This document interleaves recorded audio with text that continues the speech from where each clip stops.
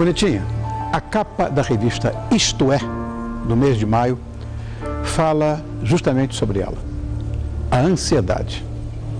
Bonitão, isso é mais do que comum. Você sabia que 1 em cada 4 pessoas no mundo possui sintomas de ansiedade? Além disso, estudos mostram que a ansiedade é mais frequente do que transtornos de humor, uma depressão, por exemplo. Como serão esses índices no Brasil e mais especificamente na nossa cidade?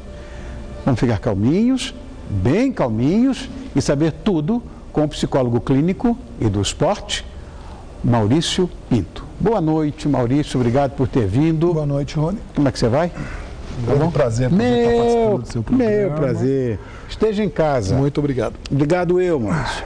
Bom, Maurício, há quem diga que ansiedade é a doença do século. Eu já ouvi essa conversa. É isso mesmo? É verdade. Estudos nacionais e internacionais têm provado isso que você comentou, né?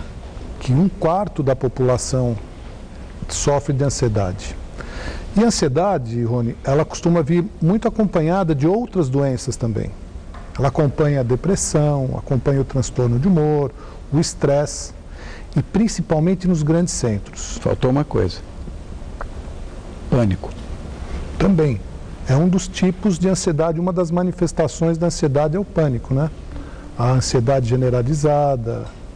Então, nos grandes centros, principalmente, e eu tenho notado muito, em função da aceleração da vida.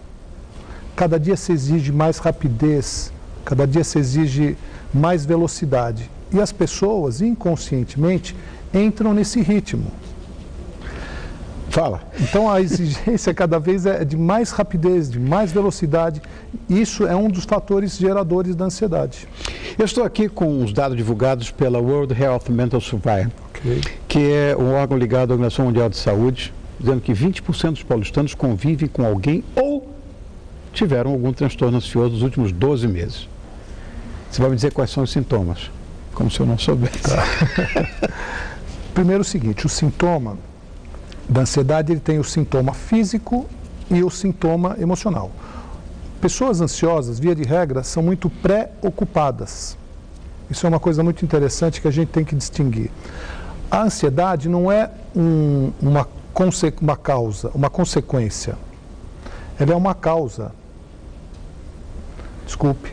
A ansiedade é a consequência. A causa não é a ansiedade. A causa são outros fatores que é justamente o que a gente trabalha. Então, o sintoma, via de regra, se manifesta em pessoas sempre muito atrasadas, pessoas que estão sempre correndo do tempo, muito aceleradas e muito preocupadas. Que a palavra preocupação, muita gente não tem a consciência do que seja.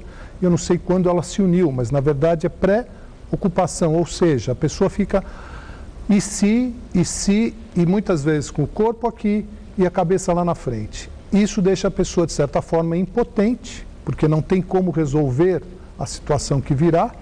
Isso é mais um dos fatores geradores da ansiedade. Como é que a ansiedade se transforma numa enfermidade?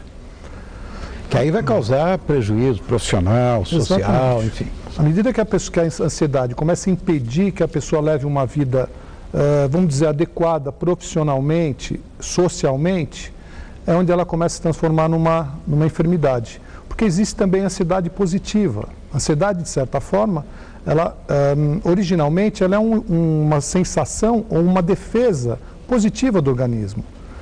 Se a pessoa vai encarar uma situação de estresse ou de pressão, o organismo dela se altera automaticamente. O batimento cardíaco acelera na medida adequada, é um sentimento positivo, é uma ansiedade positiva. Começou a acelerar mais do que o adequado, vem sudorese, os sintomas físicos que a gente estava falando, sudorese, tremor, enjoo. Tenho ouvido muito de pacientes vista embaçada, insônia, dor no peito, taquicardia, principalmente taquicardia. Eu vejo muitos pacientes que tive que ir para o hospital, porque eu achei que eu ia morrer.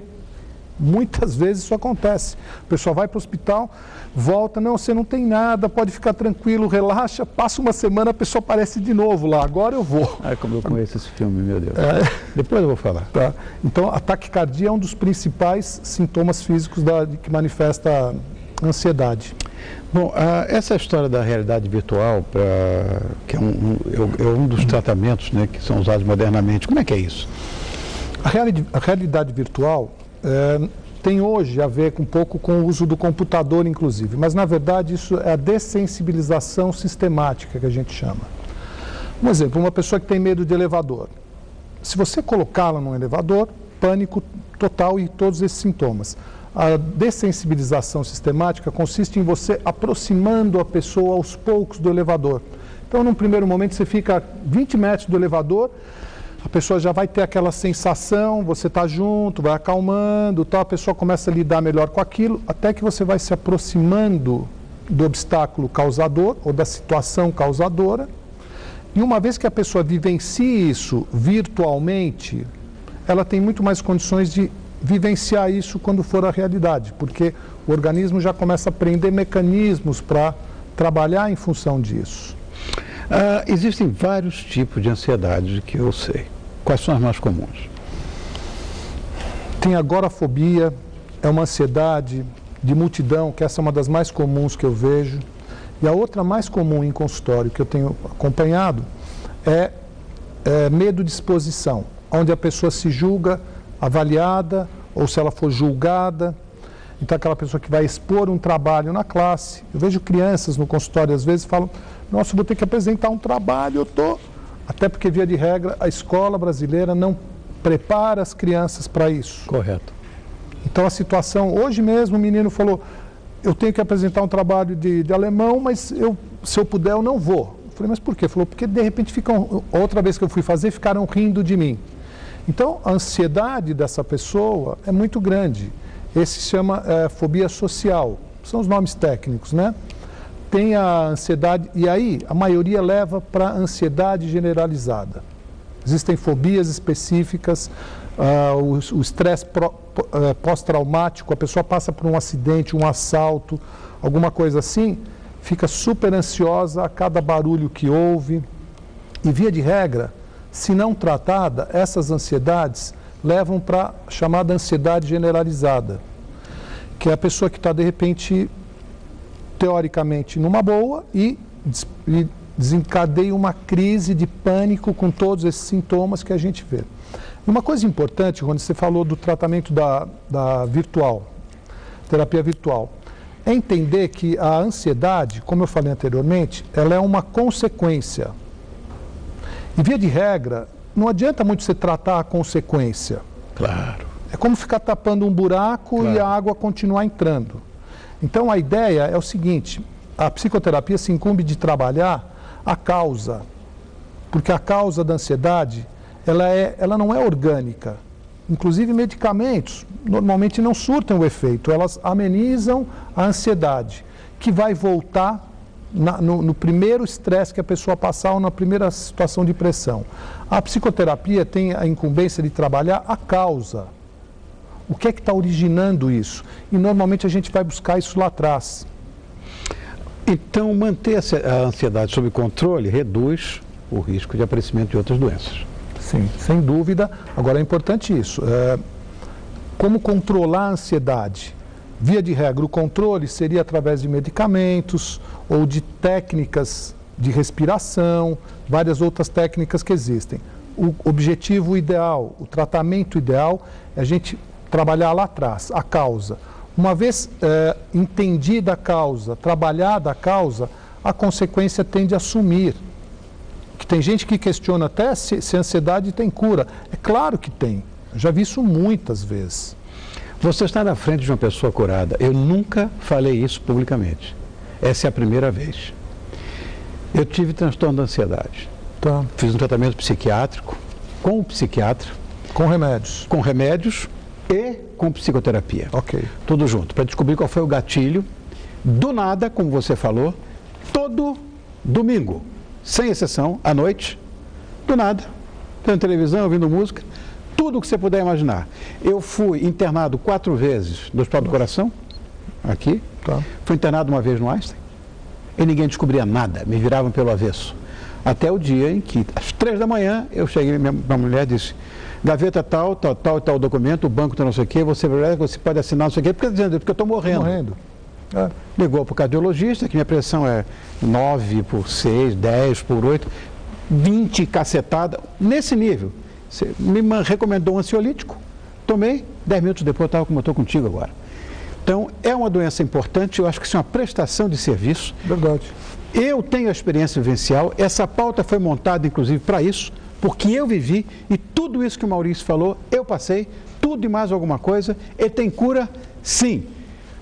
Como meu problema também foi químico, você tem que tomar o remedinho, mas tem que fazer psicoterapia para você descobrir qual foi o gatilho, o que acontece. Porque quando eu falei para o meu psiquiatra, que era do nada não. Vamos lá para trás. E acabou descobrindo. Através da psicoterapia. A psicoterapia também, junto. Posso fazer uma pergunta? Pode. Você continua tomando remédio ou não? Isso a gente para, né? Depois de algum tempo a gente para, né? Que bom. Que bom que você conseguiu parar. Porque muitas vezes as pessoas, via de regra, tomam remédio para o resto da vida. Isso é... Imaginando que, para não passar por uma situação como essa de se novo... a coisa for química, não vai ter jeito, né? Mas se for... Então, mas via de regra, Rony, isso que eu estava explicando. O que originou essa disfunção química não é orgânico. O remédio vai trabalhar o organismo. O que normalmente desencadeia essa disfunção química, que é uma reação do corpo, uma defesa, é alguma situação psicológica lá atrás mal trabalhada. Essa história, na verdade, acontece, como vocês chamam, com desmame, né? Vai desmamando, não pode parar de tomar de repente. Não, né? não pode. É isso aí. Maurício, querido, muito obrigado por ter vindo. Essa é uma coisa que eu tinha ansiedade de fazer essa pauta, porque eu sofri muito com isso. É uma doença e que deve ser tratada, e que pode ser tratada, e que tem cura. Na sua frente está vendo uma pessoa que está curada. Obrigado por ter vindo. Muito obrigado a casa você é sua. pela oportunidade. Maurício Pinto, psicoterapeuta, que está conosco aqui, falando de um mal que é muito sério e de que eu, inclusive, fui vítima. Muito doloroso, paciente. né? É doloroso. Muito doloroso. Tem ideia do que muito. é. Você achar que está morrendo, está doido. Obrigado, querido amigo. Obrigado você, Rony. Volte sempre. Muito prazer. Obrigado, Maurício. Obrigado eu, querido. Obrigado.